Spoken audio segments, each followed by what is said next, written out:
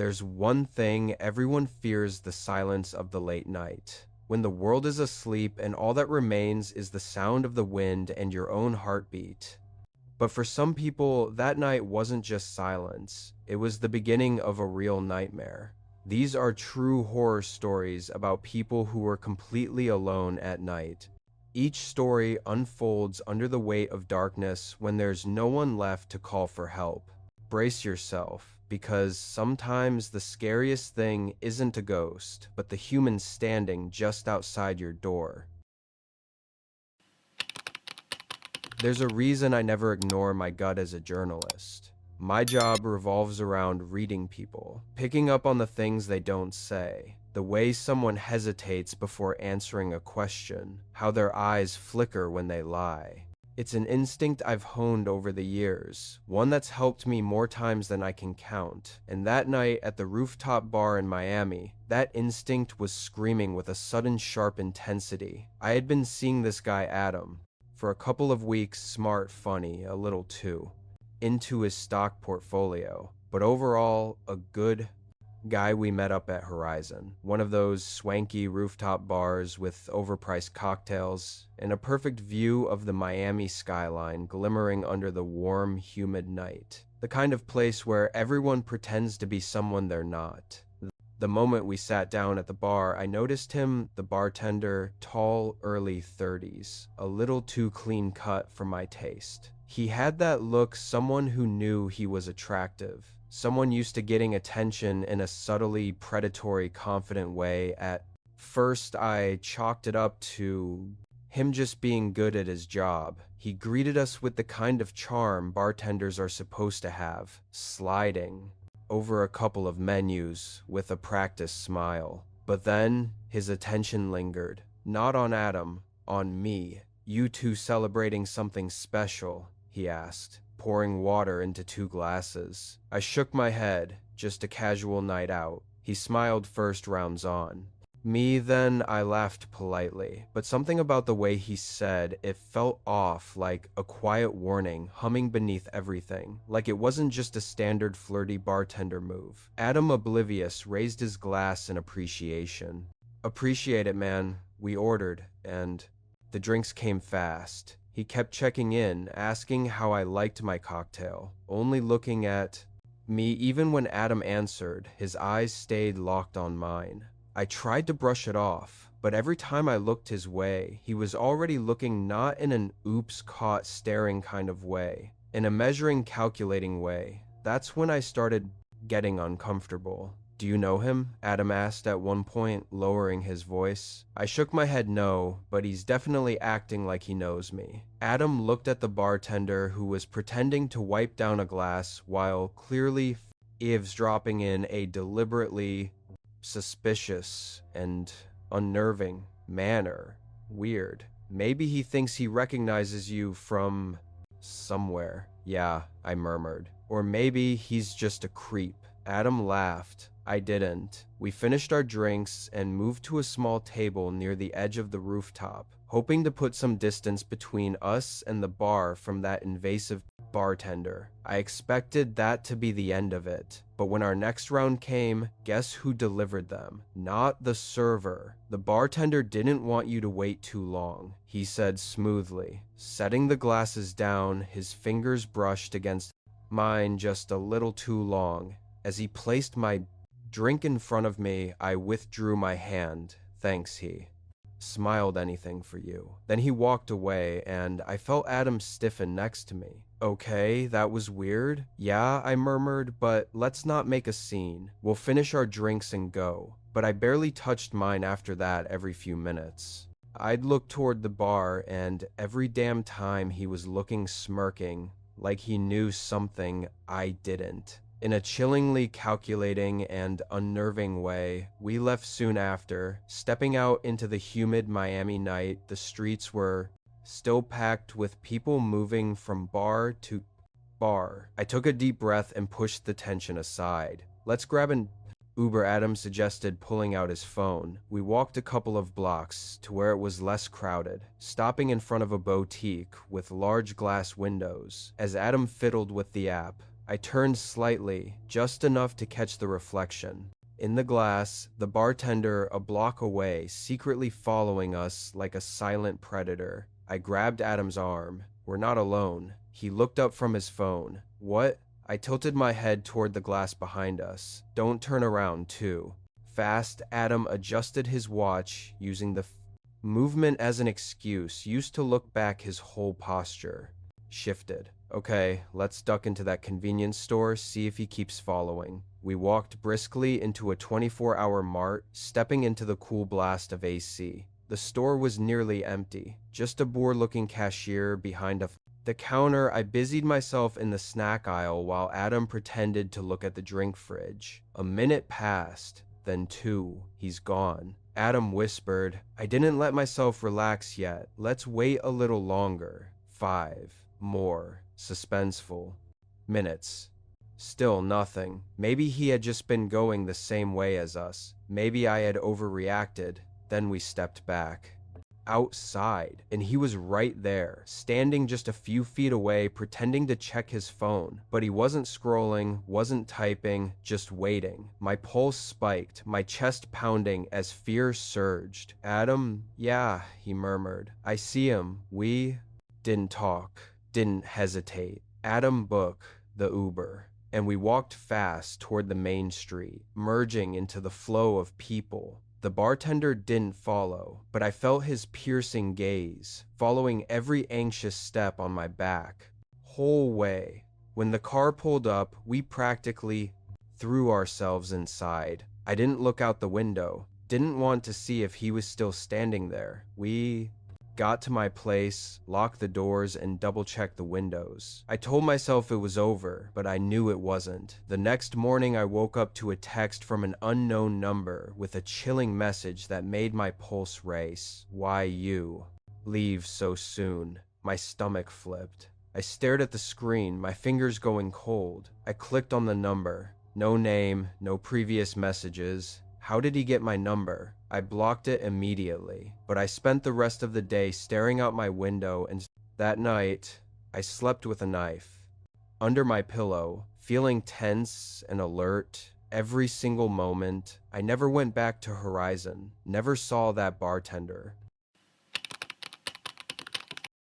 again, but I kept thinking about how confident he was, how certain, like he had done this before, like he had done worse, like he was just waiting for someone to take the bait. Lingering, uneasy feeling, clinging to my nerves. Winters and Phoenix aren't too bad, but that night a crisp chill settled in the air. It was one of those nights that made you want to linger over a good meal, sipping wine, letting the warmth of the restaurant slowly seep into our tired bones before stepping back into the cool desert air. My boyfriend Matt and I had just finished dinner at Desert Pines Steakhouse, one of those cozy, dimly lit, intimate places that made everything feel a little more personal and romantic. It was our weekly date night, a rare pocket of calm between our crazy schedules. I worked long shifts at the hospital, and he ran his own small tech company, so we didn't get nights like this often. As we walked out, we were still laughing about dessert. I'm just saying cheesecake is the superior dessert, Matt said. Pushing open the heavy glass door, cheesecake is overrated. I shot back, molten lava cake is where it's at. He groaned dramatically. We're going to have to break up over this. I was about to fire back when something caught my attention. A white van parked next to our car. Too close. I frowned. Was that there when we pulled in? Matt looked over. No. Clue, probably just someone being an ass about parking in the dim lot maybe. But something about it didn't sit right. It was one of those old cargo vans, the kind with no windows in the back. The paint was dirty, almost gray under the dim. Parking lot lights the driver's seat was empty, but the engine was still humming quietly, as if waiting ominously. Running. I got that sinking feeling in my stomach. Come on, Matt said, stepping forward. Let's just squeeze in. He reached for my hand, pulling me toward the car, and that's when it all went down. The van's side door slid open. Not fast. a bang or a crash, just a slow, controlled glide, like whoever was inside wanted us to notice. I stopped dead in my tracks. A dark gap yawned open where the door had been revealing nothing but a pitch-black interior. For a second, there was no movement, no sound, then a shadow shifted inside someone. Two people lurking just out of view in the shadowy darkness. Out of sight, I couldn't see their faces, couldn't make out any details, but I saw the slight shift of bodies, the way they positioned themselves near the door, waiting patiently in the dark. Menacing and calculating, Matt reacted first. His grip on my wrist tightened, yanking me back so hard I almost tripped. "Get in the restaurant." Now his voice was dead serious, with urgent, commanding emphasis, no teasing, no hesitation, just pure, immediate urgency. We spun around and ran, my heart slammed against my ribs as we rushed toward the entrance. My legs felt sluggish, like they weren't moving fast enough. The whole time I expected to hear footsteps behind us, a hand grabbing my arm, someone yanking me back into the van, but we made it. We shoved through the doors, practically crashing into the host's stand. The restaurant was still packed full of people, chatting, clinking glasses, completely unaware of what had just happened. Outside in the dark, unknown street, the hostess blinked at us. Everything? Okay, Matt turned to the nearest waiter, call security. Now there's a van outside, two guys in it, they just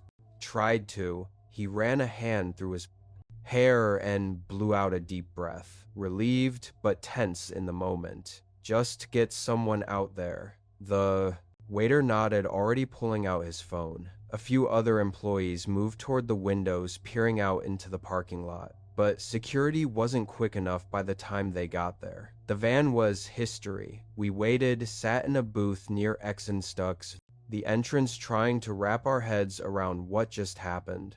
A few staff members checked the parking lot again, but nothing. No cameras in that section of the lot, no witnesses, just a running van, an open door, and two people waiting inside. Security offered to walk to our car, which we accepted the whole time, feeling our hearts still racing with uneasy tension.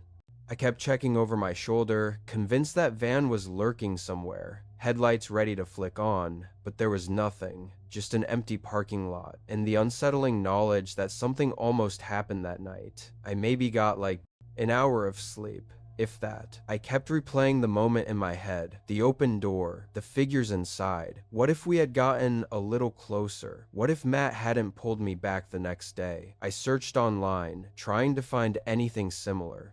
And that's when I found multiple unsettling reports, confirming dangerous fun abductions.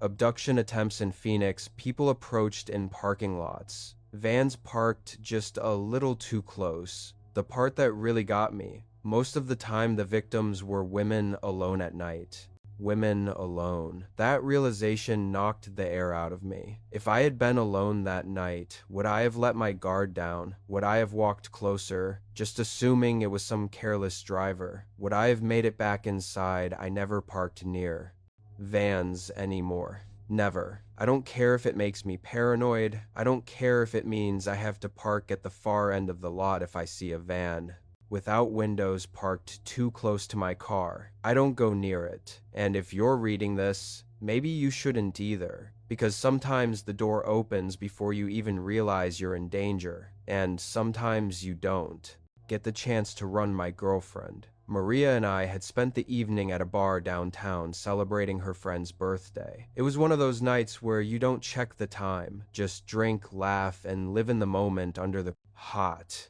humid glow of city lights. By the time we stepped outside, the air was just as hot as it had been all day. The streets were alive, but in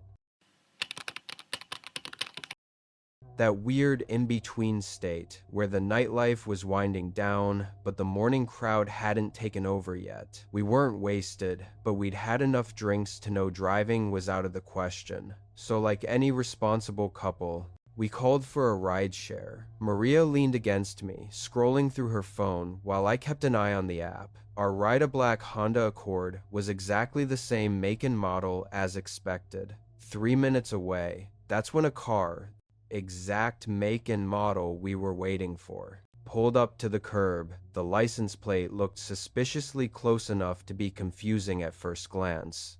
Didn't say anything, just rolled down the window. The app hadn't updated yet, still showing our ride was 2 minutes away. But I figured maybe the system was just lagging. It had happened before Uber for Jake. I asked, stepping forward. Slightly, the guy gave a slight nod, not a single word, no friendly greeting. Nothing, just a nod. Maria paused. That's weird, she whispered. Drivers usually confirm your name first. I wasn't sure why, but something about the silence felt wrong and raised my internal alarm. The guy was in his mid-40s, unshaven, wearing a plain gray t-shirt. No company sticker on the windshield. No phone on a dashboard mount like usual. One sec, I muttered to Maria, checking my app again. Our actual ride was still 2 minutes away. A small alarm went on in my head. The driver didn't say anything. When we got in, no greeting like they usually did. He just pulled away from the curb the moment the door shut. Maria and I exchanged a look. Maybe he was just the quiet type, but my instincts screamed louder than ever. No big deal. But then few blocks in, something felt wrong. There was no GPS voice, giving directions, the app on my phone still said driver arriving. And then I realized our real Uber was still 2 minutes away. I sat up straighter, my pulse racing so fast it felt like it might burst with fear. Hey man, I said, forcing an easy tone. You sure you got the right pickup? The driver kept his eyes on the road, hands tight on the wheel. Maria stiffened beside me. Jake, she whispered. This isn't our ride. I forced myself to think fast. Hey, pull over. We made a mistake. No reaction. The car kept moving. Maria's hand found mine in the dark, gripping it tightly. I could feel how extremely tense she was. Tried again. Dude, we need to get out now. Still nothing. We were going the wrong way. Instead of heading toward Maria's place, we were taking a detour through unfamiliar streets, the bars and bright lights fading behind us. Panic took over. Reached for the door handle. Locked. Maria tried hers. Same. That's when the driver finally spoke. You don't want to do that. His voice was calm, eerily controlled, and too calm. I felt Maria's nails dig into my skin. I kept my voice level. Man, just let us out. No trouble. We'll just go. He didn't answer. Just kept driving. I scrambled for my phone, trying to call 911, but the signal was dead, like we had slipped into some dead zone of the dark city. That's when I knew this wasn't some mix-up. He was taking us somewhere. Maria's breathing had gone shallow. I could feel the tension radiating off her. I scanned the street we were in, a quieter part of the city. Now not deserted, but not exactly crowded either. Then I saw a red light up ahead. A chance I met Maria's eyes. She understood immediately. The second the car slowed, we moved. I threw my full weight against the door, while Maria clawed at the lock frantically, under extreme stress. It gave just enough that she could yank it up. The car hadn't even fully stopped before we were shoving the doors open and throwing ourselves onto the asphalt. Maria stumbled, but I grabbed her and yanked her to her feet, sprinting toward the nearest storefront behind us. The driver didn't even shout, didn't chase us. He just sat there watching, coldly calculating each move. Then, just as the light turned green, he drove off. Maria was shaking. What the hell just happened? I was still gasping for breath, my body trembling. A couple on the sidewalk gave us weird looks, but didn't stop. Nobody had seen what happened. Nobody knew what we had just escaped. I pulled out my phone again, and this time I had service. I checked the Uber app. Our actual ride had already been mysteriously canceled. I swiped to my trip history. Nothing, no record of a completed ride, no record of us ever getting into that car like it had never happened. Maria clung to my arm, staring at the screen. Jake, I could barely hear her over the blood rushing in my ears. We filed a police report. The next Morning, but without a plate number, without an Uber trip log, without anything solid. There wasn't much they could do. But then Maria called me later that afternoon, her voice tight with fear and trembling intensity. Jake, I think that guy from last night. I think he was outside my apartment. I gripped my phone tighter. What? I don't know, she whispered. I saw a black Honda parked AC blasting cold air across the street. When I looked again, it was gone. I was already grabbing my keys. I'm coming over. I didn't see anything when I got to her place, but that didn't mean he hadn't been there. The fear settled in our bones after that. Every time we saw a dark car idling too long, every time our phones pinged with a notification from an app we didn't open, we wondered. A week passed, then two, and then it stopped. No more sightings, no more strange cars. But to this day, I still wonder, with a shivering sense of uncertainty, what would have happened if that red light had turned green. Just a second sooner, what would have happened if we hadn't fought to get out? And how many other people didn't realize how dangerous that night truly became. Valentine's Day in Dallas always meant packed restaurants, overpriced wine, and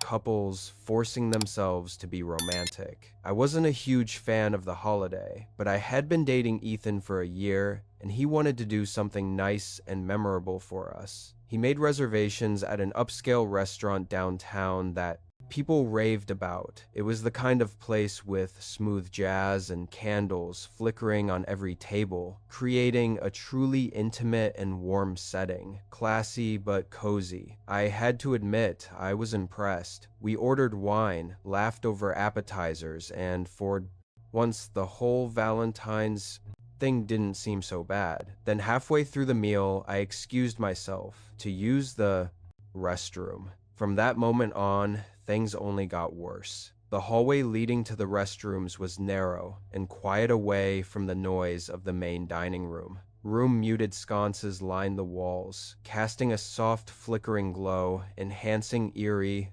tension. I pushed open the heavy wooden door and stepped inside. The restroom was immaculate white marble countertops, gold fixtures, and soft classical music playing from hidden speakers. There were 3 empty stalls, increasing the sense of vulnerability. And then there was the mirror. It stretched from floor to ceiling, directly facing the row of stalls. The dark wooden frame made it look like something from an old estate. Something about it gave me a weird feeling. The lighting near it seemed dimmer, and the reflection had a strange depth to it, like I was looking into another room, not just a mirrored surface. Something was wrong. I stepped closer, smoothing my dress, running a hand through my hair. My reflection moved with me, normal as ever. Then, without really thinking, I knocked a light, playful tap, and a second later, something knocked back, deliberately startling me. In the quiet, dimly lit room, I jerked backward, my breath completely cut off. It wasn't an echo. It wasn't a delayed sound. It was a response. A deliberate, muffled tap. The same chilling, deliberate, measured rhythm as mine. I stood there breathless, staring at my reflection, my heartbeat, drowning out everything else. There was someone on the other side. I spun around, checking my surroundings. The stalls were empty. The air suddenly felt too still, too quiet. I turned back to the mirror. My own reflections stared back, wide-eyed and pale, but I wasn't alone in here. I forced myself to move, practically speed-walking, with trembling legs back to the dining room. I must have looked flustered, because as soon as I sat down, Ethan gave me a weird look. "You okay?" I hesitated. How was I supposed to say, "Hey, I think someone's hiding behind the mirror, watching people pee," without sounding insane? I stopped, pressing my lips together. Then "Something's wrong with the mirror in the bathroom." Ethan frowned. "What do you mean?" "I mean, I knocked on it and something knocked back, mysteriously echoing my movements." He blinked like an echo. "No, I shook my head like someone was Behind it, Ethan stared at me for a second, then sighed, rubbing his temple nervously as tension filled the air. "Babe, come with me." I cut in, grabbing his wrist back in the restroom. Nothing had changed. The mirror was still there, stretching across the wall. The stalls were still empty. The classical music still played soft and delicate in the background. But now that I was staring at it again, my stomach twisted. "Go ahead," I whispered. "Knock." Ethan sighed but obliged, rapping his knuckles against the glass silence. I felt my throat tighten. It happened. I swear he looked at me skeptical then, pressed his palm against the mirror like he was testing for unseen presence behind the reflective surface.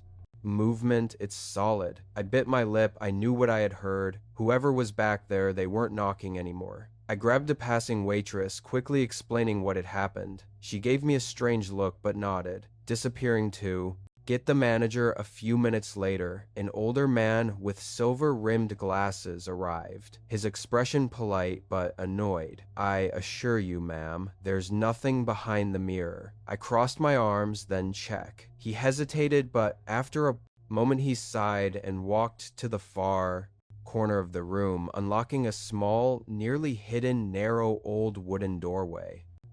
It creaked open, revealing a narrow, dark passage. I felt my stomach drop. Ethan and I stepped closer. The hallway behind the mirror was cramped, barely wide enough for a person to squeeze through. Pipes lined the walls, and the air was stuffy and stale. And then I saw it, a small hole in the wall right behind the mirror, exactly at eye level. A chill ran through me. This wasn't an old maintenance space. This was a viewing room. Someone had been watching them deliberately. And silently, Ethan swore under his breath. The manager shifted uncomfortably we weren't aware of.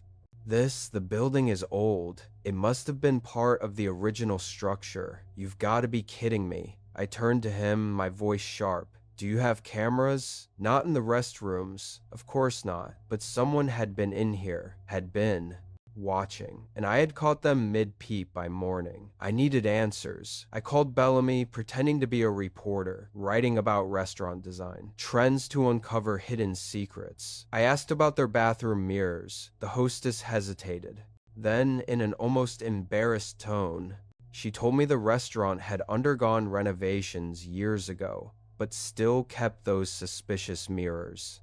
Few years ago, the mirrors, she said, "Oh, those were already there. We just kept them." Something in her voice made my stomach tighten, like a cold warning of danger. "Who put them in?" I asked. She didn't know I went down a rabbit hole that day, digging through old Yelp reviews, searching for anything about that damn mirror. I found something, a single post from 5 years ago, describing strange breathing. Weirdest thing, thought I heard breathing in the bathroom. No one else was there.